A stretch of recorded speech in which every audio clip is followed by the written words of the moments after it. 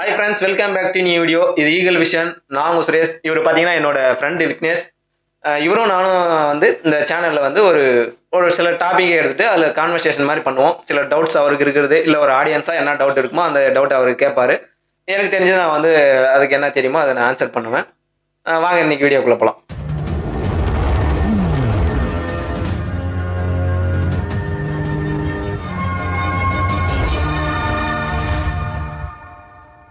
Hi, என்னோட விக்கி. இன்னைக்கு நான் வந்து என்ன கொஸ்டின் கேட்கலாம்னா, நிறைய வீடியோ பார்த்துருக்கேன். பட் இப்போ இவர்கிட்ட கேட்கணும்னு ஒரே ஒரு கொஸ்டின் மட்டும் தான். ப்ரீ வெட்டிங் ஷூட் அதை பத்தி தான் இன்னைக்கு பேச போறோம்.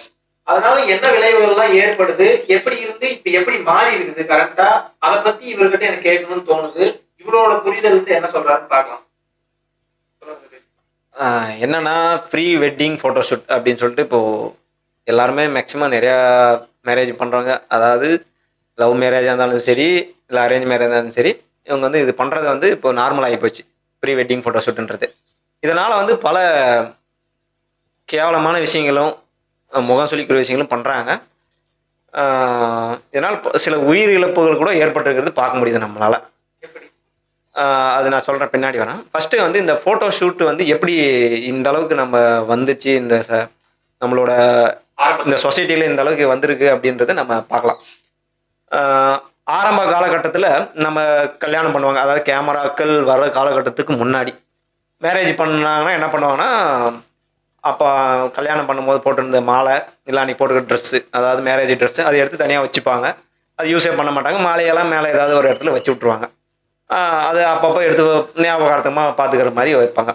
அதுக்கப்புறம் கேமராக்கள் கண்டுபிடிக்கப்பட்டது, ஃபோட்டோ ஷூட்டுன்றதெல்லாம் வந்தது.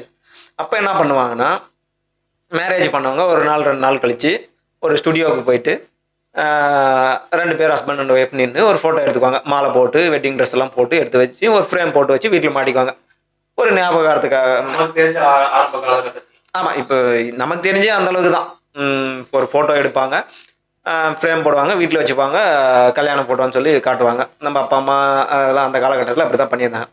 அதுக்கப்புறம் என்ன ஆச்சுன்னா, கல்யாணம் பண்ணுற இடத்துக்கே வந்து ஃபோட்டோ எடுக்கிற மாதிரி டெக்னாலஜி வளருது. கேமராக்களும் சின்னதாகுது, கையில் ஹேண்டில் பண்ணுற அளவுக்கு ஆகுது. அந்த ஸ்பாட்டுக்கே வந்து வீடியோ எடுக்கிறது, ஃபோட்டோ எடுக்கிற அளவுக்கு வந்துச்சு. அப்போ என்ன பண்ணுவாங்கன்னா, அந்த டைமில் கல்யாணம் நடக்கும்போதே ஃபோட்டோ எடுப்பாங்க.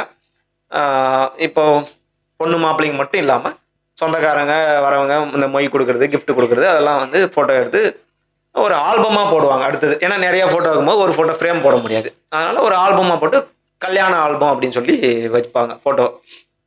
அதுக்கடுத்து இன்னும் கொஞ்சம் டெக்னாலஜி வருது, வீடியோ கவரேஜிங்லாம் வருது. இப்போ என்ன பண்ணாங்கன்னா, இப்போ வீடியோலாம் எடுப்பாங்க. அதாவது ஒரு ஃபோட்டோ மட்டும் இல்லாமல் அந்த மொமெண்ட்ஸ், அந்த டைமில் அந்த தருணத்தில் நடக்கிறதே அப்படியே கேப்சர் பண்ணி வீடியோவாக எடுத்துக்கலாம் அப்படின்னு சொல்லி சின்ன சின்ன மொமெண்ட்ஸ் அப்போ யார் யார் வந்தாங்க போனாங்க. ஏன்னா ஃபோட்டோன்றது ஒரு குறிப்பிட்ட லெவலில் தான் பண்ண முடியும். வீடியோனா எல்லாத்தையும் நம்மளால் பார்க்க முடியும். அதனால் வீடியோவாக வந்து எடுக்கலான்னு சொல்லிட்டு அதை எடுத்து கல்யாண கேஸ்ட்னு சொல்லிட்டு கேஸ்ட்டாக போட்டு வைப்பாங்க, டிவிடியில் போட்டு பார்க்குற மாதிரி. அப்புறம் டெக்னாலஜி வளர வர பென்ட்ரைவாக அப்படியே மாறிச்சு. இது வரைக்கும் நல்லா தான் போயிட்டு இருந்தது, நல்லா தான் இருந்தது. இதுக்கப்புறம் என்ன ஆச்சுன்னா, வெறும் ஃபோட்டோ, தாலி கட்டுறது, பொண்ணு மாப்பிள்ளை நிற்கிறது, மாலை போடுறது, இதெல்லாம் வந்து ஒரு பத்தலை, கிக் இல்லை. ஒரு அதாவது என்ன சும்மா நார்மலாக ஒரு ஃபேண்டஸியாக வேணுமே அப்படின்னு சொல்லிட்டு இவங்களா ஸ்கிரிப்டு எப்படின்னா, மாலையை எப்படி மாற்றி போடு, அப்புறம் வந்து கட்டிப்புடி, சாஞ்சி நில்லு, சோறு ஓட்டு, இது வரைக்கும் கூட சரி, ஏதோ ஒரு ஒரு விளையாட்டுத்தனமாக பார்க்குறதுக்கு நல்லா இருக்கு அப்படின்றது கூட பரவாயில்ல. இது வரைக்கும் நாம் பார்த்துருப்போம். இப்போ சமீப காலமாக ஒரு சில வருஷங்களாக என்ன பண்ணுறாங்கன்னா, கல்யாணம் நடக்கும் போதெல்லாம் ஃபோட்டோ ஷூட் கிடையாதான், ப்ரீ வெட்டிங் ஃபோட்டோ ஷூட் தான். அதாவது கல்யாணத்துக்கு முன்னாடி ஃபோட்டோ ஷூட் எடுத்துகிட்டு கல்யாணம் அன்றைக்கி அதெல்லாம் போட்டு பார்க்குறது. அதாவது வீடியோ எடுப்பாங்க, பொண்ணு மாப்பிள்ளையும் சேர்ந்து ஒரு பாட்டுக்கு டூயிட் ஆடுவாங்க, அதே எடுத்துன்னு வந்து போட்டு பாருங்கள். அது கூட கொஞ்சம் ஜாலியாக தான் இருக்கும். ஜாலி தான், ஆனால் ஜாலின்றது வந்து ஒரு லெவல் தான். இப்போது அது எல்லை மீறி போகும்போது, இப்போ இவங்க என்ன ப்ரீ வெட்டிங் ஃபோட்டோ ஷூட்டில் ஒரு வீடியோ சாங் எடுக்க போகும்போது ஏன்னா பழைய காலத்து ஃபோட்டோ எடுத்து என்ன புடவை எல்லாம் கட்டிங்கன்னா இவங்க இஷ்டத்துக்கு கிளாமராக போயிட்டுன்னு ஆபாசமாக வீடியோ எடுத்து போட்டு வந்து எல்லோரும் முன்னாடி, பொண்ணு வீட்டார் மாப்பிள்ளை வீட்டார் முன்னாடி உட்காந்து பார்த்துட்டு ரசிக்கிறாங்க. இது எப்படி எந்த அளவுக்கு இது ரசிக்கிறது, இது வந்து சரின்ற மாதிரி தோணுதா? இல்ல சாங்ல ஆக்சுவலி இப்ப சாங்னா இப்போ normal Sivakarthik sir, Vijay sir அந்த சாங்ல என்ன வருதோ அதே மாதிரி மூமெண்ட்டை கிரியேட் பண்றாங்க. அந்த மாதிரி நார்மல் வீடியோவா தான் இருக்கு. ஆபாசமா உடை அணிஞ்சு பண்றான்னு சொல்றீங்களா? இப்போ அந்த மாதிரி வீடியோ வந்து இல்ல யாரும் பண்ணல. நீங்க சொல்ற மாதிரி பண்றவங்களும் இருக்காங்க. ஆனா எல்லாரும் வந்து அப்படி பண்றதில்ல. ஏன்னா நாம பார்க்க முடியுது நிறைய வீடியோக்கள் வந்து நானும் பார்த்துருக்கேன், நீங்களும் பார்த்துருப்பீங்க. எனக்கு எது ரொம்ப சங்கட்டமா படுதுன்னா இது வரைக்கும் கூட ஓரளவு ஓகே சகிச்சுக்கிற மாதிரி இருக்கு. ஆனா இதுக்கு மேல ஒரு படி போய் லிப் லாக்கு சம்திங் நிறைய பேர் வீடியோ பார்த்துட்டு இருக்காங்க. அது இல்ல அதான் நானும் இப்ப வந்து சொல்ல வந்தேன். என்னன்னா இது ஒரு லிமிட்டோட இருக்கிற வரைக்கும் பிரச்சனை இல்லை. இப்போ லிமிட் தாண்டி என்ன ஆகுதுன்னா, முன்னாடியெல்லாம் மேரேஜ் பண்ணும்போது அன்னைக்கு ஃபோட்டோ ஷூட் எடுப்பாங்க. இப்போ வந்து ப்ரீ வெட்டிங்னா மேரேஜுக்கு முன்னாடியே கிஸ் அடிக்கிறது, லிப் லாக் பண்ணுறது, கீழே படுக்கிறது, மேலே படுக்கிறது, இன்னும் சொல்ல முடியாது அந்த அளவுக்கு வந்து ரொம்ப கேவலமாக பண்ணுறாங்க.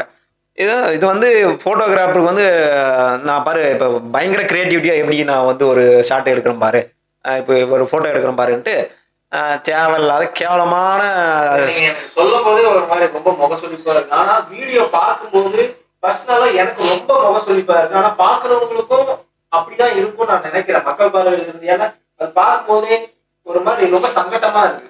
அதனாலதான் இல்ல விக்கி, இதை நான் என்ன சொல்றேன்னா, நீங்க ஒரு வீடியோ எடுக்கிறீங்க, ஒரு போட்டோ ஷூட் எடுக்கிறீங்க, ஒரு ஆல்பம் சாங் எடுக்கிறீங்கன்னா நீங்க உங்க பர்சனலா வச்சுக்காங்க, பார்த்துக்கோங்க, ஒன்றும் பிரச்சனை இல்லை.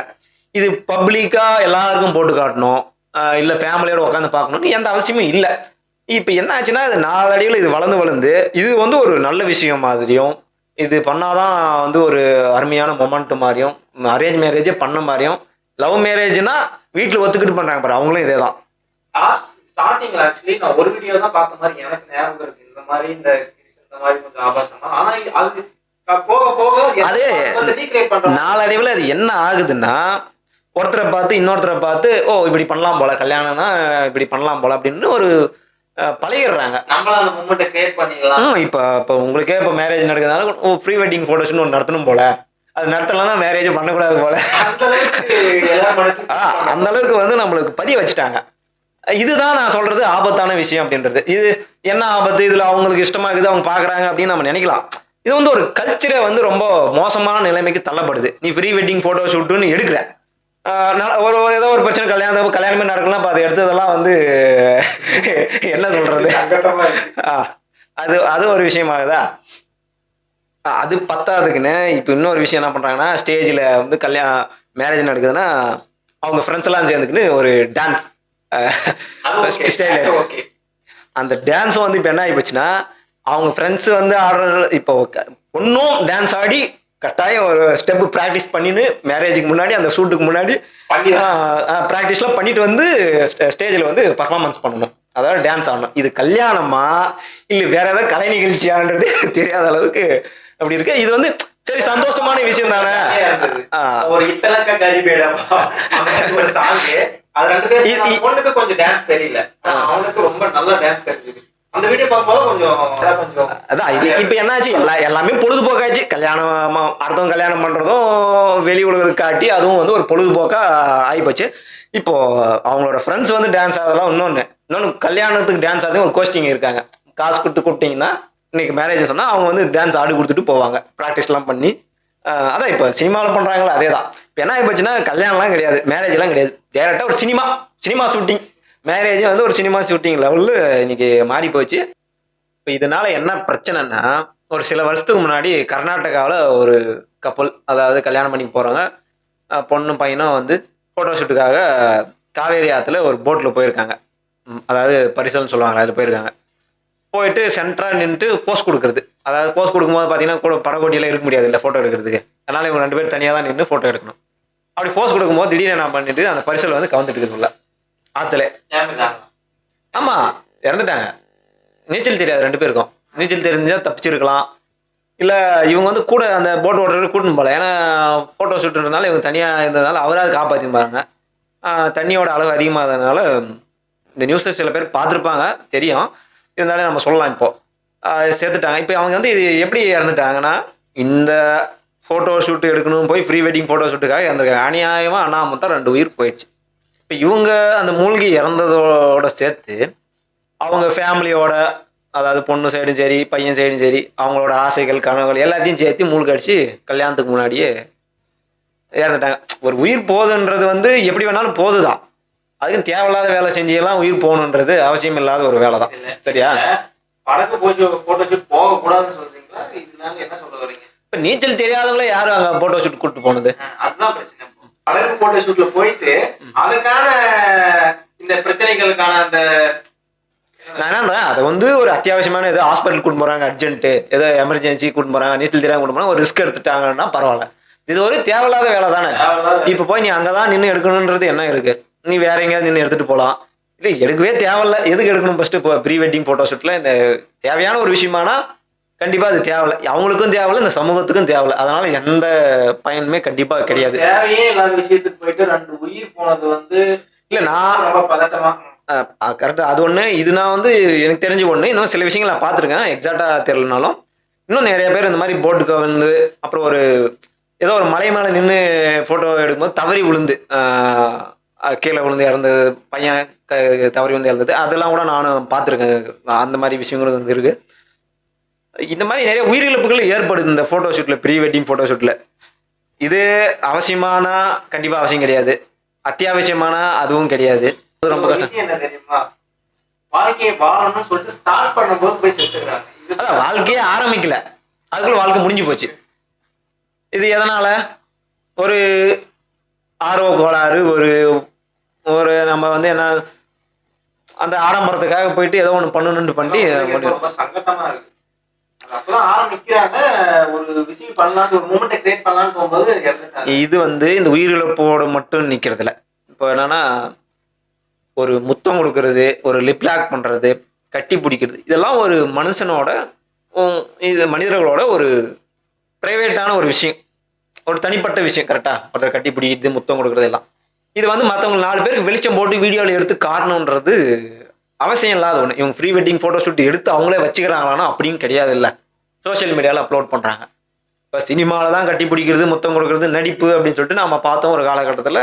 அது சரி நடிப்புன்ட்டு நம்ம பார்த்துட்டு நம்ம போயிடணும், ஏற்றுக்கணும். இது உண்மையாகவே இது அதுக்காக நம்ம போய் பண்ணுறாங்க, மெனக்கெட்டு பண்ணுறாங்கன்னும் போது ஒரு கவலைக்குரிய விஷயமா இருக்குது. இவங்க இது ஒன்று. இன்னொன்று இந்த கேரளாவில் நான் ஒன்று பார்த்தேன்.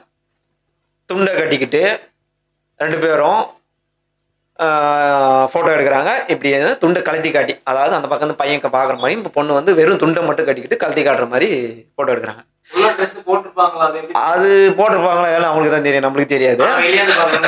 ஆனால் நம்ம வீடியோ பார்க்குற நமக்கு வந்து ட்ரெஸ்ஸை அவுத்து காட்டுற மாதிரி தான் தெரியுது. இதெல்லாம் என்ன கருமன்னு சொல்ல தெரியல எனக்கு. இது எதுக்கு இதெல்லாம் அப்படி பண்ணுறாங்கன்னு ஒன்று பாப்புலாரிட்டிக்கா அது வந்து ரொம்ப வைரல் ஆயிடுச்சு. எவ்வளவு இந்தியா அளவுக்கு வைரல் ஆகி நம்மள மாதிரி ஆட்களுக்கு கண்டிப்பா அது கோபம் தான் வரும். எதுக்குடா இப்படி எல்லாம் பண்ணிட்டு இருக்கிறாங்க அப்படின்னு. இதை ரசிக்கிற கூட்டமும் இருக்குது இல்ல, அவங்களுக்கு என்ன தோணுன்னா பரவாயில்ல ரொம்ப சூப்பரா இருக்குது பார்த்துட்டு லைக் போட்டு நல்லா ஜாலியாக என்ஜாய் பண்ணுவாங்க. இது என்ஜாய் பண்ண என்ன ஆகுன்னா இது ஒரு நார்மலைஸ் ஆகிடும். மறுபடியும் இதுவும் ஃபோட்டோ ஷூட் எடுக்கிறது, துண்டை கட்டினி எடுக்கிறது, அப்புறம் போக துண்டு கூட கிடையாது, அப்படியே கூட எடுக்கலான்ற மாதிரி எடுப்பாங்க. கற்பனைக்கே எட்டாத அளவுக்கு தான் நம்ம வளர்ச்சி வந்துட்டு இருக்குது. ரொம்ப பிரச்சனையா இருக்கு. இத பாக்குற மக்களுக்கு வந்து இமேஜினேஷன் போகுது, இது ஓகே நம்ம இந்த மாதிரி பண்ணலாம்னு சொல்லிட்டு எல்லாரும் மனசுல ஒரு இன்ஃப்ளூயன்ஸ் ஆகுது. அதான் இப்போ இவங்க எடுக்கிறது இவங்களே வச்சுக்கிற வரைக்கும் எந்த பிரச்சனையும் இல்லைங்க. இப்போது இதை அவங்க சோஷியல் மீடியாவில் அப்லோட் பண்ணும்போது பல பேரை இன்ஃப்ளூயன்ஸ் பண்ணுது. அது நம்ம அதை இல்லைன்னு நம்ம சொல்லவே முடியாது. இது இந்த லிமிட் இப்போ இந்த லிமிட் இருக்கிறாங்களா, இன்னும் கொஞ்ச நாள் போனால் ஃபர்ஸ்ட் நைட் வீடியோ கூட எடுத்து அப்லோட் பண்ணுவாங்க. இப்போ அதான் பால் டம்ளர் எடுத்து போயிட்டு கதவை சாத்துற வரைக்கும் வீடியோ எடுத்து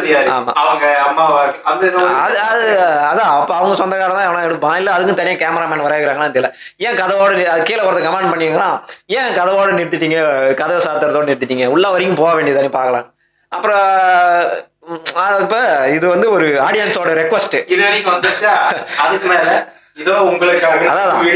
இந்த ஆடியன்ஸோட ரெக்வஸ்ட்டை கமெண்ட் படிச்சு பார்த்துட்டு ஃபர்ஸ்ட் நைட் வீடியோ ஃபுல்லாக அப்லோட் பண்ணுங்க அப்படின்னு சொல்லி கேட்குறான்னு சொல்லிட்டு இதோ உங்களுக்காக அப்படின்னு சொல்லிட்டு அதையும் அப்லோட் பண்ணாலே ஆச்சரியத்துக்கு இல்லை. ஏன்னா பாப்புலாரிட்டி பைக்கும் கொஞ்சம் நஞ்சம் இல்லை, அதெல்லாம் தலைக்கு ஏறி முத்தி போய் நிற்குது.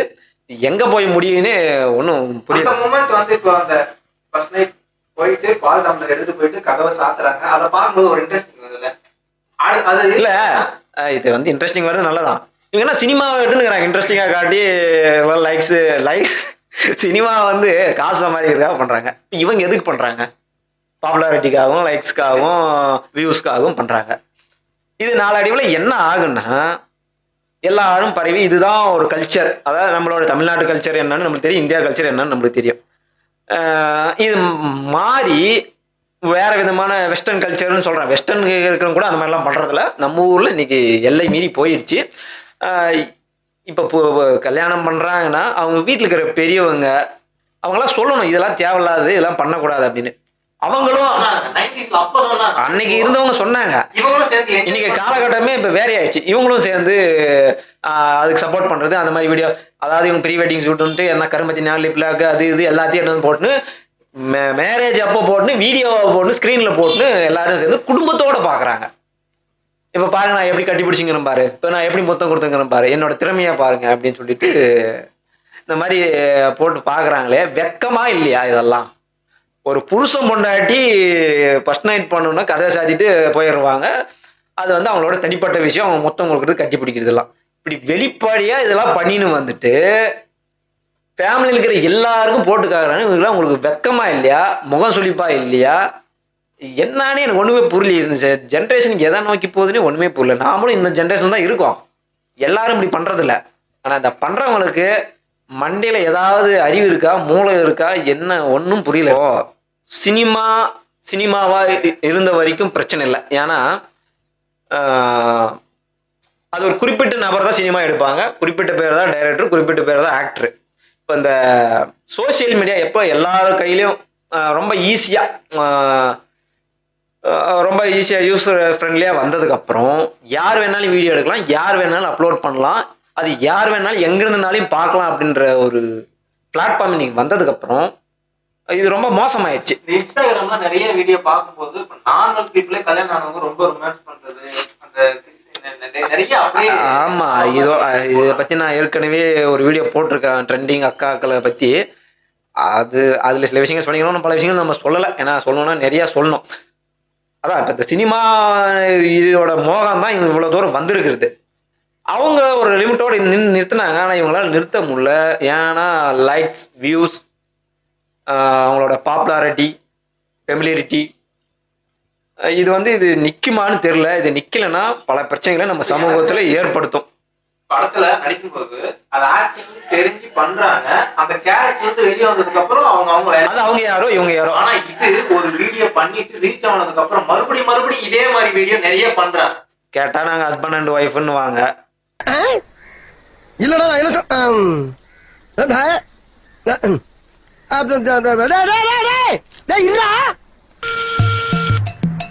ஹஸ்பண்ட் அண்ட் ஒய்ஃப்னா அவங்களுக்குள்ள நடக்கிறது எல்லாத்தையும் வெளியே போட்டு காட்டணுமான்றது இல்லை. அதான் லவர்ஸும் பண்றாங்க, ஹஸ்பண்ட் அண்ட் ஒய்ஃப் எல்லாமே பண்றாங்க. இது அவங்களோட தனிப்பட்ட உரிமைனா எது வரைக்கும் தனிப்பட்ட உரிமை? எது வரைக்கும்? அப்ப முழுசா காட்டலாமா? அது மட்டும் தனிப்பட்ட உரிமை இல்லையா? ஓகேதான். ஆனா அது தப்புன்னு சொல்ற இடம் எங்க வருது, எங்க ஸ்டார்ட் ஆகுதுன்னா எல்லை மீறி போகும்போது அதை மத்தவங்களையும் பாதிக்கப்படும் போது. இப்ப இந்த மாதிரி வீடியோ போட்டு இப்ப இன்ஸ்டாகிராம் எடுத்தாவே குழந்தைங்க இருந்து எல்லாமே பாத்துக்கிட்டு இருக்கா. இப்ப இன்ஸ்டாகிராம் எடுத்தாவே எல்லாமே அந்த ரொமான்ஸ் சீனு, பிஸ் அடிக்கிற scene, lovers husband and wife பண்றது அப்படியே நார்மலா வருது. அதான் என்ன சொல்றேன்னா இதுக்கெல்லாம் ஒரு லிமிட்டேஷன் இருக்கணும். லிமிட்டேஷன் இல்லாமல் நீங்க என்ன வேணாலும் எவ்வளவு வேணாலும் பண்ணலாம் அப்படின்னா அதுக்கு பேர் வேற. ஃபான் வீடியோவை ஃபான் மூவியை எடுக்கிறாங்க. அவங்க வந்து அதுக்கான சைட் வேற, அது சோஷியல் மீடியா கிடையாது, அதுக்கான வெப்சைட் வேற. இது வந்து சோஷியல் மீடியா. எல்லாரும் சின்ன குழந்தைங்கலேருந்து பெரியவங்க வந்து எல்லாரும் வர இடம். இதில் எல்லாமே டபுள் மீனிங்கு, இந்த மாதிரி வல்காரிட்டி, ஆபாசம், நியூடிட்டி இப்படி ஓவராக இருக்கும்போது நம்மளோட மூளையை வந்து மற்ற விஷயங்களை பற்றி சிந்திக்க விடாமல் மூளையை மட்டுப்படுத்திடும் இந்த வேலையெல்லாம். வேற எதுவுமே தேவையில்லை. இந்த மாதிரி பண்ணின்னு இந்த மாதிரி வீடியோ போட்டுன்னு இப்போ இந்த மாதிரி பாப்புலாரிட்டி ஆகுதுன்னா எல்லாரும் பாப்புலாரிட்டிக்காக இது மாதிரி பண்ணலான்ற மாதிரி யோசிக்க ஆரம்பிச்சிருக்காங்க.